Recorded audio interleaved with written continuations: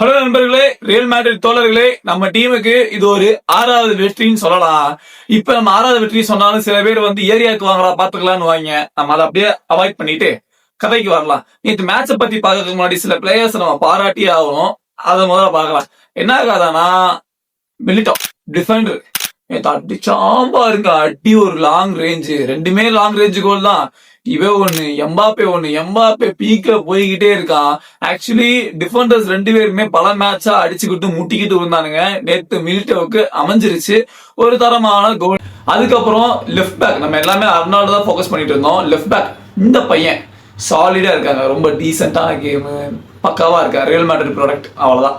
இந்த பக்கம் இந்த ஆளை பாராட்டியே ஆகணும். நம்மளோட ஓல்டு வண்டி இன்னும் ஓடிட்டு இருக்கு, உசுரை கொடுத்துட்டு இருக்கு, பெரிய சல்யூட் போட்டுடலாம்.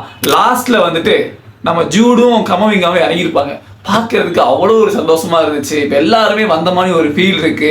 இந்த பையனை பத்தி பேசி ஆகணும். இந்த பையனோட லெஃப்ட் ஃபுட்டு, அவனோட ஃபேக்கிங் அப்பா டாப் நாச்சா இருக்கு. கொஞ்சம் செட் ஆயிட்டானா போதும்.